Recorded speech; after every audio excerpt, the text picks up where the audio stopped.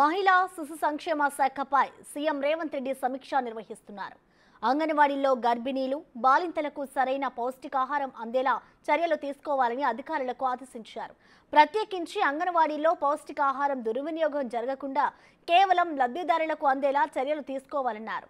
అంగన్వాడీ కేంద్రాల్లో సీసీ కెమెరాలు, బయోమెట్రిక్ విధానం ఏర్పాటును పరిశీలించాలని సూచించారు.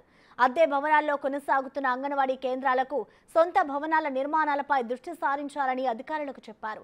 ఇదే అంశాన్ని మొదటి ప్రాధాన్యతగా తీసుకొని భవన నిర్మాణాలు పూర్తి చేయాలని ఆదేశించారు.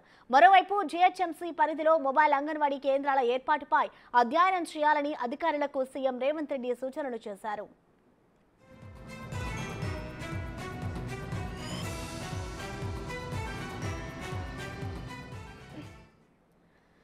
ఇక దీనిపై మరింత సమాచారాన్ని మా deputy bureau chief Sadiq live ద్వారా అందిస్తారు. సాదిక్.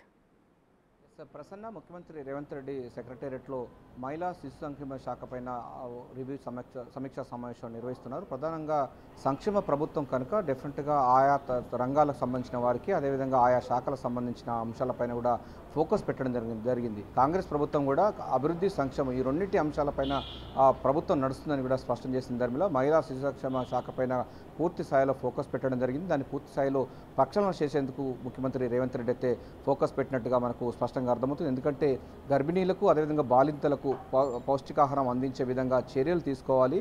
చాలా వరకు లీకులు వస్తున్నాయి. లీకులను పూర్తి స్థాయిలో ఆపివేసి సరైనటువంటి పౌష్టికాహారం బాలింతలకు, అదేవిధంగా గర్భిణీ స్త్రీలకు అందే విధంగా చర్యలు చేపట్టాలని కూడా అధికారులకైతే ఆదేశాలు జారీ చేయడం జరిగింది. దీంతో కాకుండా అదేవిధంగా ఎక్కడ కూడా లీకేజీలు కాకుండా, అంటే దుర్వినియోగం అవుతుంది చాలా చోట్ల అంగన్వాడీ కేంద్రాల్లో. అందుకోసం దీన్ని దుర్వినియోగాన్ని అరికట్టేందుకు బయోమెట్రిక్ విధానం, సీసీ కెమెరాల ఏర్పాటు కూడా చేయాలని కూడా అధికారులకు ఆదేశించడం జరిగింది. చాలా అంగన్వాడీ కేంద్రాలు అద్దె భవనాలు ఉన్నాయి. అద్దె భవనాలు లేక వల్లనే ఈ లీకేజీలు అవుతున్నాయి. ఇతర సంబంధించినటువంటి కార్యక్రమాలు కొనసాగుతున్న నేపథ్యంలో పూర్తి స్థాయిలో కూడా ప్రభుత్వ భవనాలు నిర్మించే విధంగా కూడా ప్లాన్ చేయాలని కూడా ముఖ్యమంత్రి రేవంత్ రెడ్డి అయితే అధికారులకు ఆదేశాలు జారీ చేశారు. ఇంతేకాకుండా హైదరాబాద్ లాంటి మహానగరంలో మొబైల్ అంగన్వాడీ కేంద్రాల అవకాశత ఎంతైనా ఉందని కూడా ఆయన చెప్పడం జరిగింది. డెఫినెట్గా మొబైల్ అంగన్వాడీ కేంద్రాల వల్ల బాలింతలకు, అదేవిధంగా గర్భిణీ స్త్రీలకు మేలైనటువంటి పౌష్టికాహారం అందించే విధంగా ఉంటుంది. వారికి సరైనటువంటి టైంలో సరైన పౌష్టికాహారం అందడం వల్ల ఆ పిల్లలు, పన్నెంటి బిడ్డలను కూడా ఆరోగ్యవంతమైన బిడ్డలు పుట్టే అవకాశాలు ఉంటాయి. వాళ్ళు కూడా పుట్టిన తర్వాత కూడా ఆరోగ్యంగా జీవించడానికి, ఆరోగ్యంగా పెరుగుదల చేయడానికి కూడా వాళ్ళు దోహదపడతాయి. ఆరోగ్య తెలంగాణ లక్ష్యంగా రేవంత్ రెడ్డి సర్కార్ అయితే పౌష్టికాహారం సంబంధించినటువంటి అంశాల్లో ఎక్కడి లోపాలు జరగకుండా గర్భిణీలకు, అదేవిధంగా బాలింతలకు పౌష్టికాహారం అందించే విధంగా పూర్తి స్థాయిలో కూడా ఫోకస్ పెట్టాలని అటు ఎమ్మెల్యే సీతక్క, అంటే మంత్రి సీతక్కతో పాటుగా సిఎస్ శాంతకుమారికి స్పష్టం చేయడం జరిగింది. బాలింతలకు ఆరోగ్య విషయాలు కానీ, లేకపోతే వారికి పౌష్టికాహారం విషయంలో ప్రభుత్వం రాజీ లేకుండా వారికి కావాల్సినటువంటి నిధులన్నీ కూడా వినియోగిస్తుంది. నిధులను విడుదల చేస్తామని కూడా స్పష్టం చేయడం జరిగింది.